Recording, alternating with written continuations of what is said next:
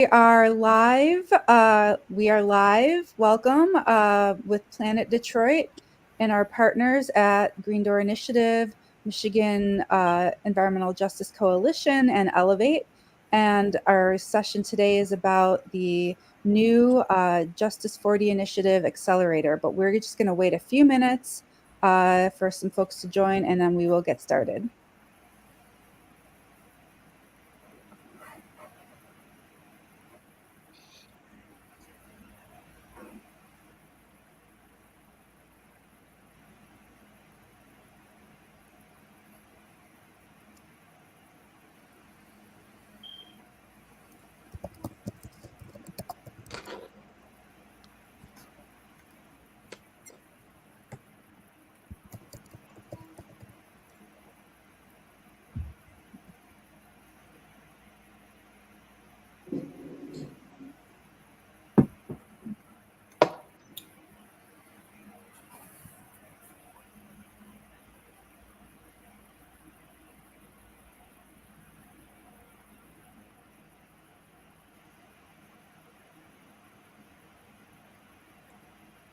All right, I think we'll get started.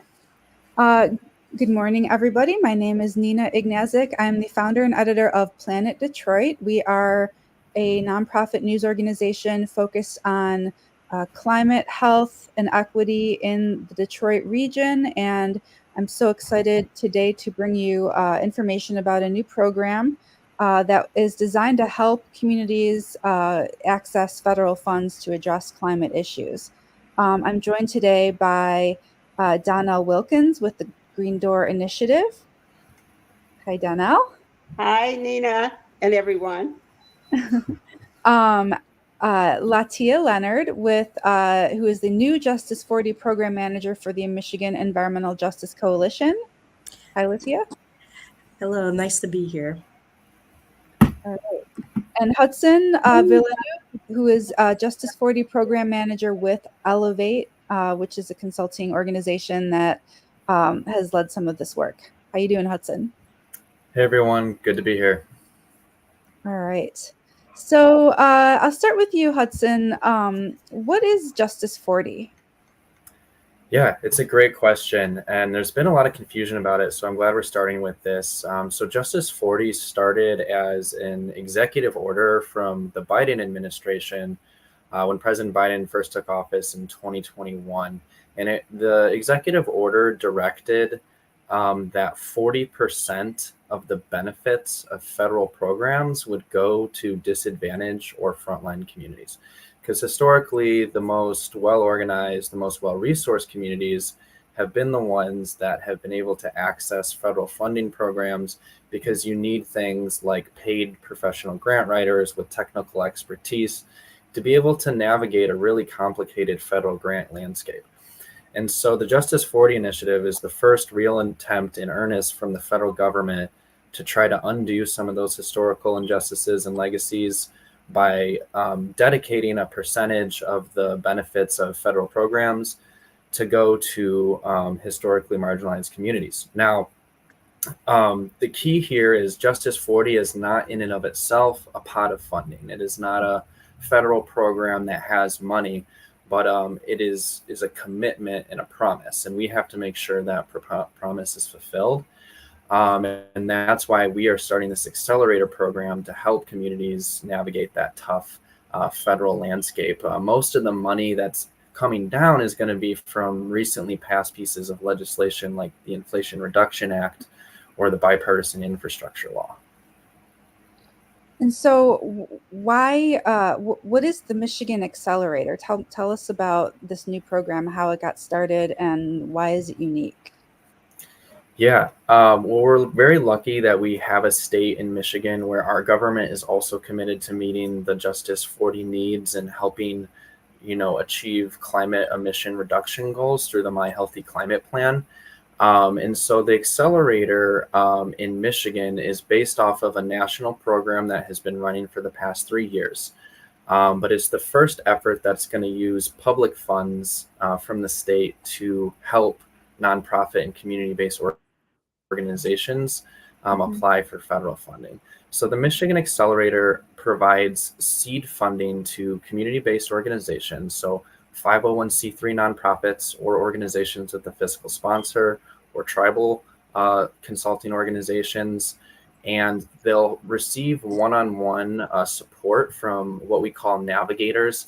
Both myself and Latia will be navigators on the program, helping these community-based organizations figure out, okay, what's a clean energy project that will benefit our community, reduce pollution, and really be designed and have input from the people that are going to be living in and around the project. Mm-hmm.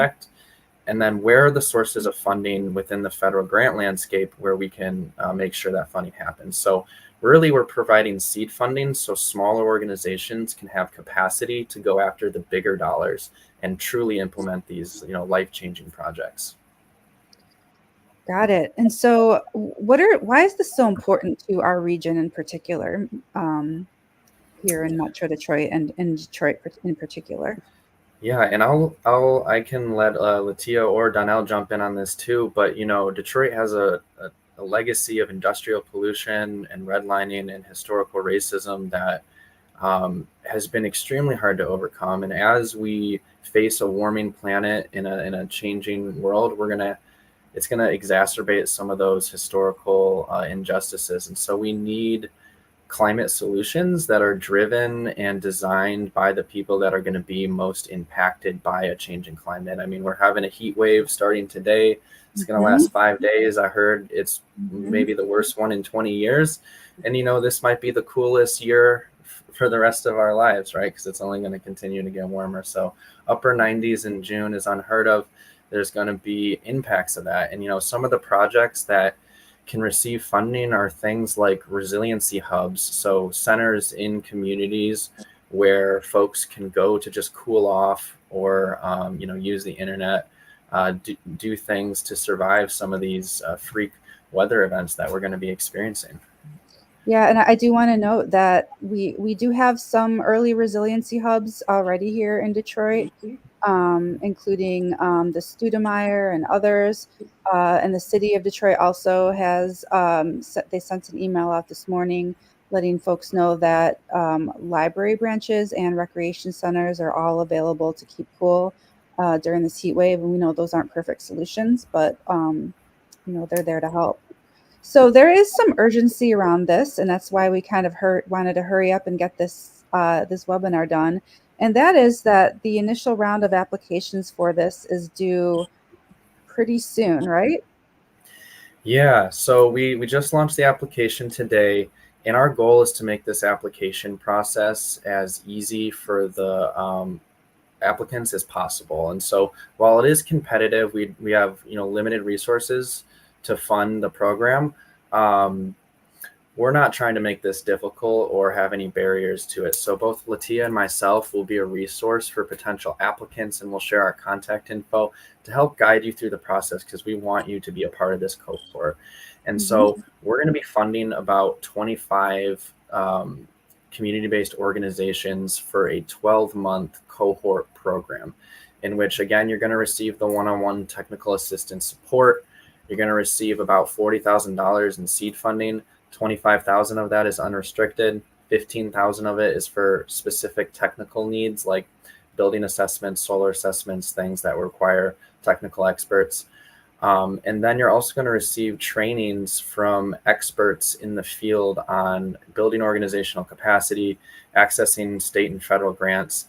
We're going to have people from the Department of Energy, from Michigan's Eagle Department, the Environment, Great Lakes and Energy Department, people from the EPA coming in, people who are retired from these agencies who have helped design some of these federal programs. And they're going to help our cohort organizations figure out how they can design the most competitive applicants to bring dollars back to our communities and implement life-changing programs. So again, the application just opened today and it is due August 1st at midnight. So make sure to get it in when you can. There is no, it's not rolling. So, feel free to take your time. There's no benefit to rushing it in necessarily, but it is due at August 1st and we won't be accepting applications after that. So if you do need help getting it in, again, Latia and I will be a resource. One of the requirements for the application is to have the basis of a project idea. And that can just be really, really simple. It can be, there's pollution in my community and I want to figure out how to mitigate it, or I want to solarize my community building. You don't have to have a budget or any sort of technical analysis done. That's what the point of this program is we're going to help do that for you. But you know, part of the application is to think of that community idea. I just don't want folks to think they have to have it fully fleshed out to apply for this program, because that's what this program is here to help you do, is flesh out those ideas.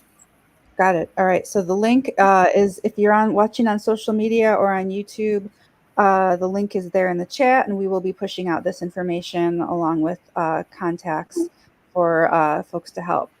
I want to shift gears a little bit and talk to Donele at Green Door Initiative. So you've been through the national version of this, correct? Correct. I think it was like 3 years ago that we responded to the national effort around the J40 Accelerator.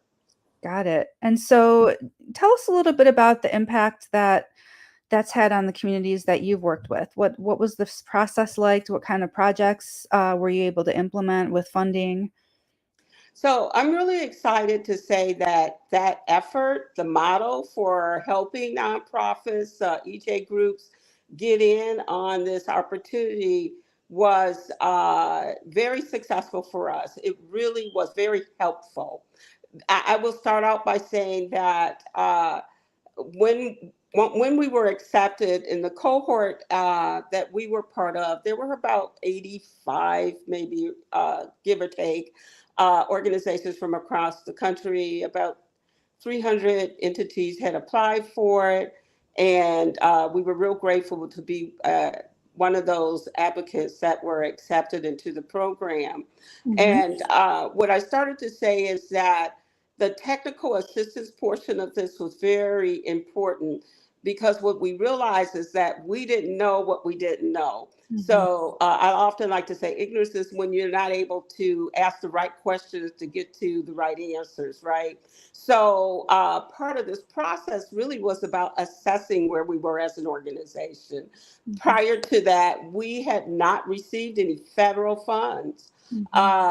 So we went through the assessment process, and there were a couple things that rose to the top in terms of what we needed to make certain that we were able to fix, if you will, or just fill that gap. Once we did that, we did everything they told us to do, honestly. It was like, whatever they say, we're going to do it.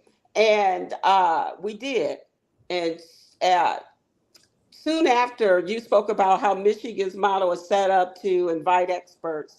DOE had come into the national group to provide information about their initiatives and the ones that really were designed to help organizations like ours enter into their process, which is pretty hard to do. The Department of Energy is not an easy federal agency to access resources, right? Yeah. So, we were listening to that, and basically was invited to apply. Like, Green Door, you guys should apply. Donele, apply.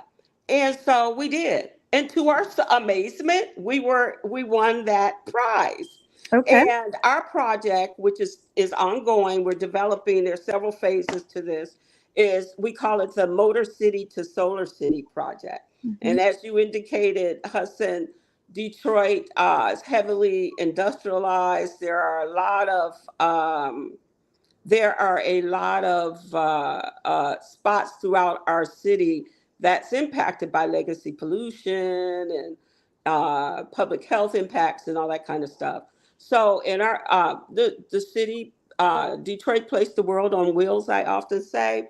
And so what we wanted to do in our project is, one, create that, we call it an energy hub. We have since expanded it to a resiliency and energy hub, because we want the community in our area to be able to tap into actual energy resources that help to mitigate issues around energy burdens that often our communities, just shoulder, Yeah. not being able to keep their utilities on if they're not able to make the payments and that kind of stuff. So it was, in our mind, an opportunity to make those resources available to the residents and small businesses like the barber Mhm. shop and Mhm. beauty salon and that kind of stuff. But also to have a place where people can come to should a major event occur. Where do they go to access those resources? Where do they go to be protected should there be a flood Mhm. issue that prohibits them from being mobile? What happens when their power goes out? Just and like today, like my air conditioning went out. Oh no. So I've been waiting for about a week to have someone get in here to start. And of course, the hottest day of the millennium, and I'm dealing with personally that issue. Yeah. But I'm a little different than a lot of people because the resources I have a little bit more access to and whatever. But we're trying to get to those resources to vulnerable communities, to the elderly, to Mhm. disabled, to young children, families that are struggling to put food on the table and that kind of thing. Mhm. So our project is really a whole neighborhood project because we're not trying to just address the decarbonation kind of efforts and what have you. But we're also trying to create a neighborhood that's been under the wire. Not much investment is taking place, so that we can model what this look like, particularly for people who are not going to qualify for some solar installation loan or whatever. How can we model to in a way that really sets an example that others can replicate to ensure that these kind of resources come to people who are under-resourced and overburdened with these issues. I know that was a lot to that question. What would you say was, the best or most informative part of participating in the accelerator? Like, what was one thing that you learned that like has you carry with you that you're like, okay, now we're able to do this, apply for these funds, implement these things because we know that, this piece of information, or we changed this about how we do business.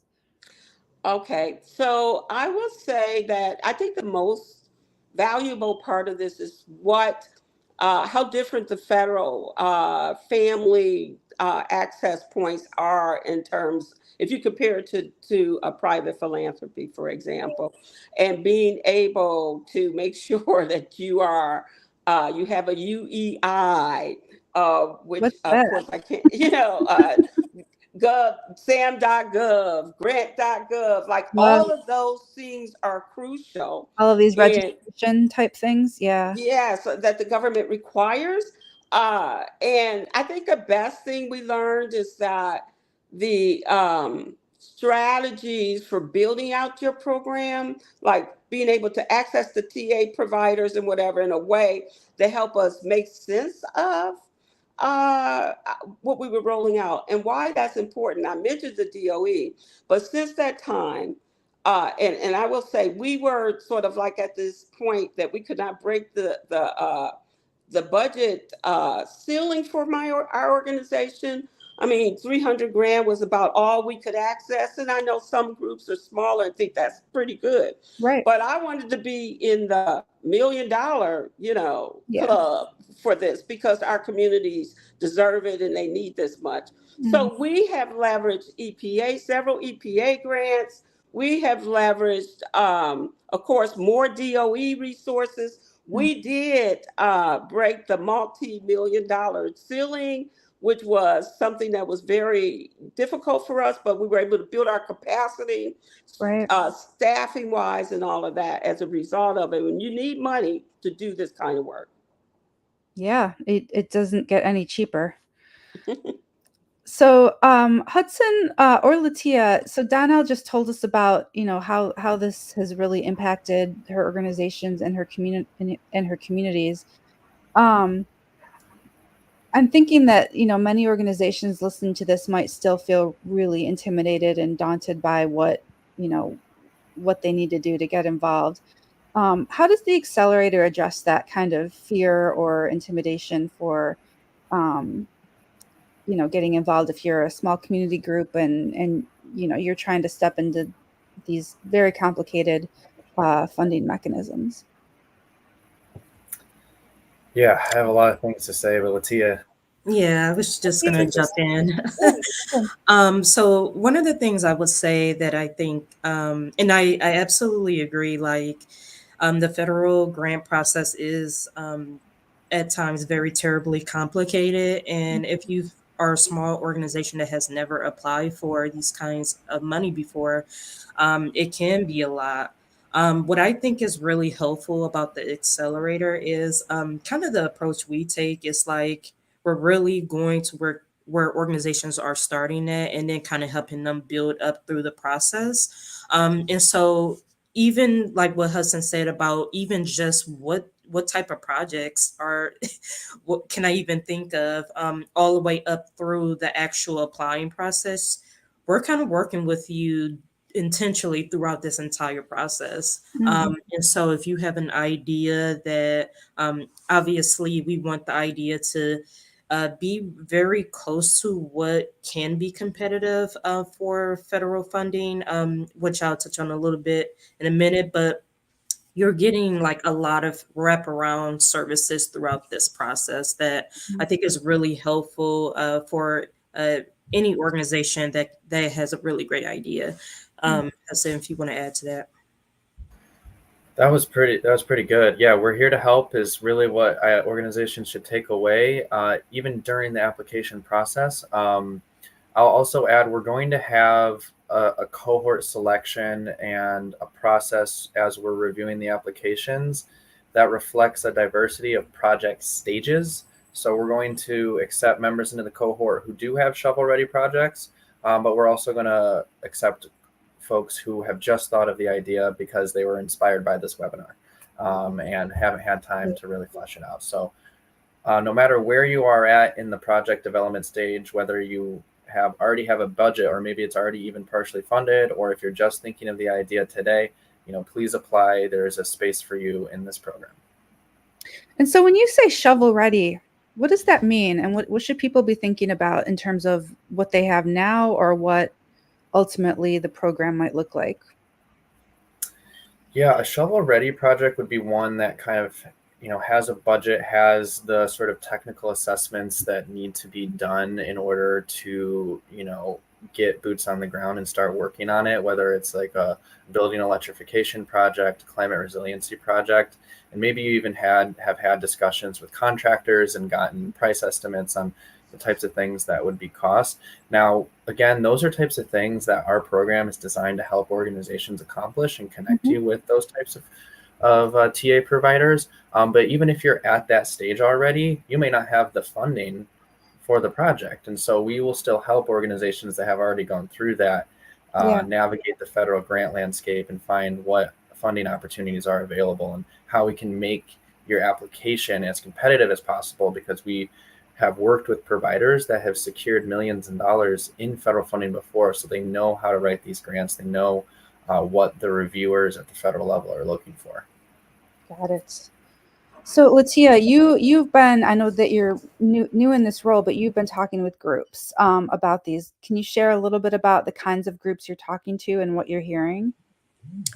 Yeah. So what I would say is one of the most important things to point out about the accelerator is we are looking to recruit organizations statewide. So whether you're in the UP way up north or whether you're in Lansing or Detroit, we really want to get as many groups as possible to try to take advantage of this resource. I know that for my role, so again, I'm working on behalf of the Michigan Environmental Justice Coalition, and I'll be working really closely with Hudson to try to do as much we want to do as much of community engagement outreach as we possibly can. We want to make sure that community groups are aware of this resource, know what it is, and how it can assist them. And I think testimonies like Ms. Wilkins help with that. We want, like Hudson already spoke about, kind of want ideas that are shovel ready. But if you don't have that already, we can certainly work with that. I think the project should most certainly, like what has already been expressed, should definitely be environmental projects that really address environmental justice communities and climate vulnerable communities, because that's what we're really looking for. As well as we want organizations that kind of have like a really good track record of engaging EJ populations and have like a really good track record of like being able to actually engage the most vulnerable in their community. And so that is a big thing. I will also add to that having strong partnerships is certainly welcomed in this process. So if you are a community-based organization and you have a project that will be in partnership with another organization or even a government entity, that is certainly welcomed in this process. Got it. What are some of the concerns you're hearing from folks? Yeah, I would say really early, what I would say is we've gotten a lot of questions about is certainly the types of projects that will that organizations can bring to the accelerator. And so the accelerator program itself is really designed around getting organizations into already established funding opportunities. And so if an organization were to approach us with an idea that was just not fitting into one of the already available funding opportunities, that would be something we would have to work with that organization on, as well as like how do we encourage collaboration. I think that there are a lot of organizations that are like eager to want to work with each other. So I definitely think that figuring out how to navigate both of those things is certainly something we're going to be figuring out. Yeah, and you'll probably, I imagine, be playing matchmaker as you hear different ideas come across that are similar and can leverage some synergies. So Donna, what would you say were some of the biggest challenges you had to overcome when you were pursuing a spot in the national program? Well, we wanted to definitely align with what they were looking for, just like Latia mentioned, and be certain that we were in the running for that alignment to be selected. Number one, I think that because we were trying to build our capacity, there were points of lack of capacity within the organization, even to respond to what the technical folks were looking for from us. So like, always juggling many things, and then taking somebody from the team and say, okay, I'm going to need you to help with this and that, and they're juggling many things. So being responsive, timely, and timeliness were also kind of challenges just to get to the finish line. Becoming better partners, like being a better partner, like that is so key. And I will say that this helped us leverage partnerships at the municipal level. We have a couple partnerships with the city of Detroit, with the county of Wayne, and then of course partners with CBOs that really could use someone to kind of help them along the way. We were able to kind of gather a few local CBOs doing really important work throughout the city for another J40 effort. It wasn't an accelerator program, but just providing technical assistance. So we were growing. When we started in this process, we may have had like 5 full-time staffers and several adjunct like professors, because we do workforce development and all this other stuff. Well, today we're at 15 full-time staffers. Wow. Because of the resources we've been able to generate, and that's helped with capacity. That's helped with strengthening our relationships in the community on the ground, hiring organizers, stuff like that, as well as being able to manage post award. No one really talks about what's needed once you get the award and how you have to make sure certain all the I's are dotted, all the T's are crossed, and in ways so that you can draw down resources and then prove that those resources were appropriately used. So I hope that helps, Nina. Yeah.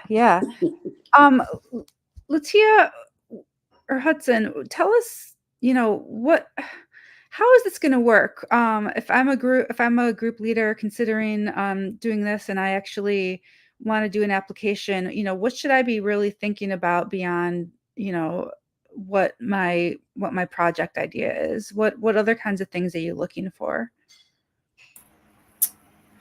Again, we're really just looking for your relationship with the community, and we're trying to emphasize groups that serve Justice40 communities and are reflective of the communities they serve. And so we really highly encourage BIPOC-led organizations, Black, Indigenous, and other people of color to apply, in organizations that serve and have robust community engagement processes within their organization to apply.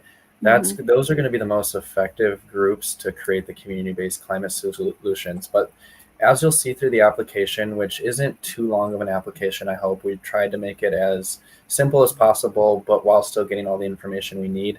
There'll be ways for you to write out how you serve your community and demonstrate that in how you see fit. So it's not a hardcore criteria. It's really, you have an opportunity to kind of explain what you do in the community.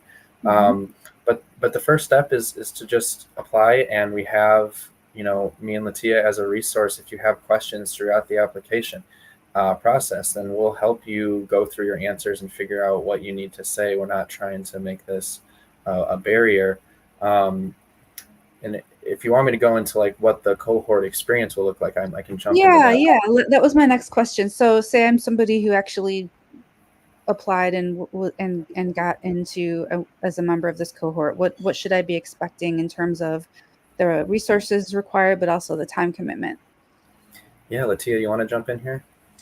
Yeah, so certainly, obviously, if you get accepted into the Accelerator, one of the things that I really appreciate about the process is, yes, we'll be building an entire engagement process around getting you connected to technical assistance, but we also want to celebrate you for getting into this project, and also want to build in a lot of social aspects to it as well.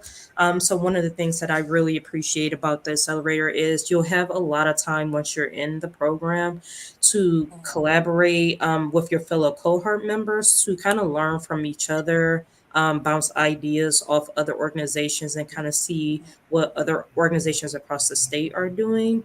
And we'll have a way of doing that where really on a monthly basis, there'll be a series of webinars and team engagements that will be available to the cohort members.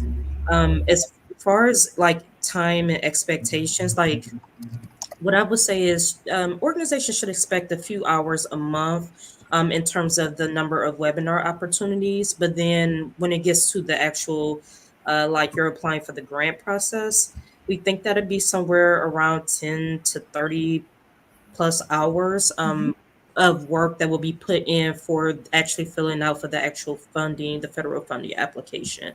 So that's kind of where I would say. Hudson, if you want to add. Yeah. So it definitely is going to require engagement, and I do want to say one thing. It is a requirement of the program that you apply for at least one source of public funding. So we're going to work with you to identify that, and hopefully the seed funding will help your organization create the capacity to participate in the programs. But organizations should be committed to having a few hours a month to work on this process, and it's going to be most beneficial to the organizations if you can put that time in and have the one-on-one meetings with Latia and myself. I think I think that's all I had on this question. But the experience for the cohort is going to be really, really valuable, and you kind of get what you want out of it. So your level of participation is kind of up to what you see the benefits are for your organization. Got it. All right. So before we open it up to some audience questions, I'll just leave the panelists just to share one thing, that they want people to know right now about this opportunity. Latia, you want to start? Yeah. So what I would say is, if you like, I don't know where to start. We are definitely here. You will see a lot of Hudson and myself throughout this entire process. So I am available to answer as many questions as folks need. And I definitely do think once you get into the application and you see what the application is, it kind of give you a really good sense of like the type of things you should be working for. So I would just encourage you to just go straight to the application and really build questions and stuff from there. All right. So I could jump in if you don't mind, Nina. One of the things I really want to encourage as a CBO leader, a grassroots organization, fence line organization, is don't give up on your dreams and passion. So there's resources out there that'll help you fulfill those. So don't be afraid. You could be afraid, do it anyway. Just proceed and believe that the ideas and the visions you have for your community will and can come to pass. And this resource that's available. Take full advantage. No question is a silly question. Ask all the questions you need to get to the finish line. Got it. I'll stick on the same theme. If you have any doubts, just submit what you can for the application process. While there's limited funding, it's not competitive in the sense that we're only going to select the most project ready applicants. Again, we're going to select a cohort with a diverse set of project readiness. So there will be people who in the cohort who are just getting started, new nonprofits with just a few members. Maybe you don't even have full-time staff. That's totally okay. So as you're filling out the application, you'll notice there are some questions about your organizational capacity. It's not a mark on your organization or your ability to get into the cohort if you don't have certain capacity to do certain things. We're really just taking it in as an inventory so that we can better assess your needs as we go throughout the process. So if you see that, I just don't want groups to be intimidated by it. It's more of a survey than a reflection of your qualifications for the program. Got it. All right. Before I go to a couple of audience questions, I just had a couple quick questions I'm not sure that we made clear. Number one, is there a requirement to be a 501c3 organization or to partner? So yes, either a 501c3 or having a fiscal sponsor. So sponsored by a 501c3. And if you aren't a 501c3 and you want to partner and find a fiscal sponsor, that's something we could help you do within the application window. Okay. And second one is this cohort, this 12-month cohort, the only cohort that you're going to be running under this program, or do you have plans for additional ones in the future? We are definitely hoping to secure funding to go beyond this initial one-year cohort, and I'm pretty confident that will happen. But for now, we have this 12-month cohort program in which we'll be funding 25 organizations, and there still is the national cohort. But if you are a Michigan organization, and it'll be clear on the Nationals website, but please apply for the Michigan program, not the national program. Got it. All right. So we have a couple audience questions. We have one from Miguel wanting to know more about a project, but we're not quite sure which project you're talking about, Miguel. So if you want to type that in the Facebook chat, we will definitely answer your questions. And while we're waiting for that, folks just want to know some more examples of kinds of projects. What are the kinds of things that they could be thinking about? Yeah, that's a great question. I just happen to have the list in front of me, but Latia, feel free to jump in. It has to do anything with clean energy, energy efficiency, or climate resiliency. And I know those are some big buzz terms, and you may not quite wrap your head around that yet. We have a little appendix in our application that kind of defines those things. But we can get really creative in how projects address those needs and fit them to the program. So anything that has to do with climate action planning, energy efficiency. So that could be retrofitting buildings to be more energy efficient, building electrification projects. So that means replacing fossil fuel appliances like gas stoves or furnaces with heat pumps. Those types of projects are eligible. Anything to do with green infrastructure, water infrastructure, projects that help deal with excess rain, water quality, pollution remediation, brownfield cleanups, sustainable and affordable housing, transit and transportation issues. There's a lot of ways that we can fit your project to fit one of these categories. Workforce development is another big one if it has to do with the clean energy spaces. There are lots of grants for workforce development programs. So if you feel like your project may not fit in one of those categories, but it kind of fits, chances are is we can help you design it to fit into one of those categories and match the current grant landscape. Mm-hmm.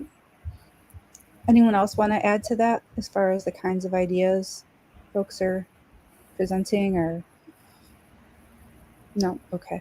All right. And I think let's I know that the grant is a seed fund of $40,000, but let's go over again. What can that money be used for? And what can that money maybe not be used for? So $25,000 can be used for whatever your heart desires. We're not going to check on how that money's spent really. So if it's just to help provide a little staff time to participate in the program, that's great. If it's to pay an energy bill, that's awesome. If you need new office chairs, that's great. $15,000 of it has to go to technical assistance. And what technical assistance means is we have a vetted list of local providers that have worked in the energy space that provide technical expertise. So if you're doing a building electrification project, it would be having an energy audit done on that building by contractors to see what you need to get fixed and how much that would cost and so forth. So that $15K can be used towards that. The $15K, to Donele's point, could also be used to handle managing your taxes and your budget for when you do receive the money, because that's a lot of work. And we're going to have an alumni network after the program where you're still going to have access to resources and webinars and so forth after you receive the funding. So hopefully that helps you manage the hopefully millions of dollars that we're bringing in for these types of projects. Yeah, that was my next question. So then you get the money. Do you guys disappear, or what happens? We don't totally disappear, but we work with you to kind of build structures. And so part of our program process is to help think of how you would manage the grant were you to receive it while you're in the program. So we do a little bit of the pre-work so that you're ready for when you do receive the grant. Awesome. All right. Let's see. Any more questions? What if folks just don't have an idea? Can they talk to you to kind of think about, ideate? 100%. Please do. Email us. We can schedule a little one-on-one meeting. Me and Latia will both be happy to flesh that out, or connect you to a group in your community that does have an idea, and maybe you have some local input that would help be of value to that project. That is the whole emphasis of the program, is climate solutions designed by the community that is going to be impacted by them. Great. All right. Well, I think that's most of the questions. Anybody else have anything else they want to share before we end the program? Nina, may I ask a couple clarifying questions about the TA provision? One, well, let me, on that last part, Hudson said that if you're seeking somebody who can plug in a particular aspect of, for a partner to help that your project be designed, or you have something. So recently, we were approached about a grant opportunity, and they wanted to take advantage of our workforce development piece to their project. Because we do workforce development, we were happy to say, yes, we could be, we're willing to, be a part of that provision. I don't know, I'm upside down, it looks like. So the other thing is, what I want to is, does providers have the opportunity to write the grant for you, uh, or are they just reviewing? Because there are some stipulations with various PA providers that are not able to help you by writing the grant. So I was wondering. Yeah, you're a little muffled there, Donelle, but I think I got the gist of it. Um, so we cannot write the grant for you specifically because legally it has to be the organization applying. But we can review the grants and help give you direction and give you the type of like language and like ideas that the reviewers, the deciders of the grant will be looking for. Um, through the TA provisions, there can be some like grant writing assistance through the providers itself. But that is a good point because again, you're going to have the capacity to dedicate, I think, that 10 to 30 hours to be applying for this federal grant within the program. Mm-hmm. So a quick follow-up to that, will there be webinars on grant writing 101 or something that help people understand what that process is about? Absolutely. Absolutely. So they will get, you don't need to have any prior grant writing experience with navigating the federal grant landscape or anything to participate in this program. Our goal is to help get you ready. Right. Got it. All right. Anything else anybody wants to add? Yeah, I'll just add, just looking at what Danielle talked about earlier about how going through this entire process and how it helped her organization like access funds that would have been difficult otherwise, and her organization has since doubled in capacity. I just want to lift that up as kind of like the unsung hero of this program, and that Yeah. you know the federal funding process, like we've already said, is very difficult, and like being able to build a long-term capacity around that and be able to build internal knowledge around that and build the systems to handle federal funding, I think is really helpful. It should be helpful for any organization. Mm-hmm. So I definitely want to lift that up as like being like a really positive aspect of this program as well. Right. Yeah. Yay, Donelle. You're the pioneer. It wasn't easy, but I'm grateful that we're on the other side, and we really can be help to other organizations. So we're willing to do that as well. But I don't want to step on the toes of MEJC and Elevate. I'm just saying that if you guys see a need for someone on the ground who's gone through this, we're happy to be a resource. So. Awesome. All right. Well, we will follow up, share contact information, share the link again to the application, make sure we help get it out there. Thank you so much for your time today, everybody. And I hope you have a wonderful rest of the week and stay cool out there.